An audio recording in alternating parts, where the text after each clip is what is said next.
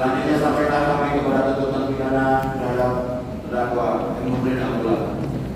Namun sebelumnya perlu kiranya ditemukan hal yang menjadikan pertimbangan dalam mengajukan tuntutan pidana ini, yaitu hal-hal yang memberatkan dan hal yang meringankan sebagai berikut. Hal-hal yang memberatkan: perbuatan terdakwa sebagai seorang penyelenggara negara telah bertentangan dengan spirit bangsa dan negara Indonesia dalam pemberantasan korupsi. Perbuatan terdakwa telah mencederai harapan dan kepercayaan masyarakat, apalagi terdakwa pernah meraih penghargaan sebagai Bung Hatta Anti Corruption Award yang semestinya mampu memberikan inspirasi untuk mempengaruhi masyarakat atau lingkungannya dalam pemberantasan korupsi. B. Hal-hal yang meringankan: terdakwa belum pernah dihukum, terdakwa sekolah dalam persidangan, dan terdakwa mempunyai tanggungan keluarga. D.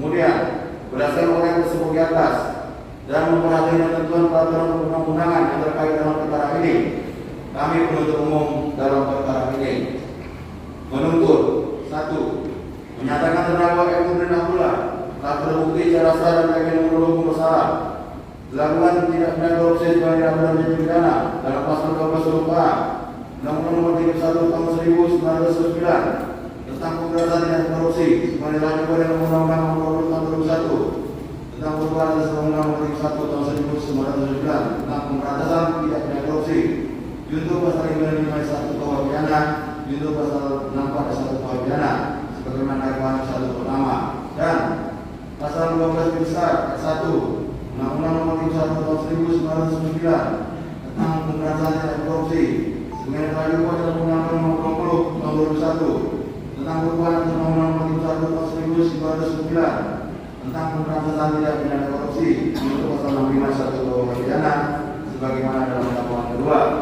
2. Menjatuhkan kepada terdakwa M. Abdullah oleh karena itu dengan pidana penjara selama 6 tahun dan denda sebesar 500 juta rupiah dengan ketentuan apabila denda tersebut tidak dibayar maka diganti dengan pidana kurungan selama 6 bulan. 3. Menetapkan lamanya penahanan dikurangkan seluruhnya dari pidana penjara yang dijatuhkan. 4. Memerintahkan terdakwa tetap berada dalam tahanan.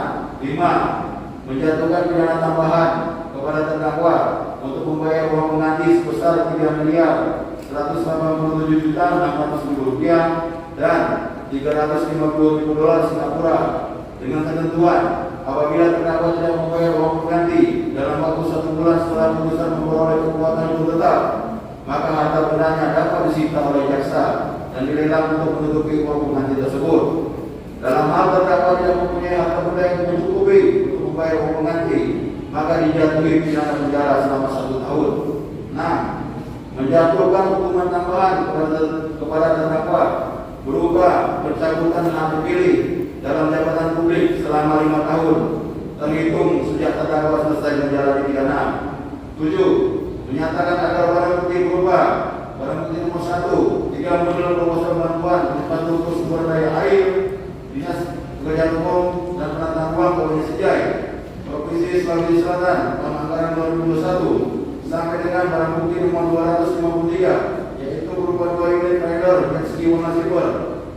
Kepada barang bukti tersebut dikembalikan kepada jaksa penuntut umum untuk dipergunakan dalam perkara lain atas nama Hedi Rahman. 8. Menetapkan agar terdakwa dibebani membayar biaya perkara sebesar Rp7.500. 9. Penutup.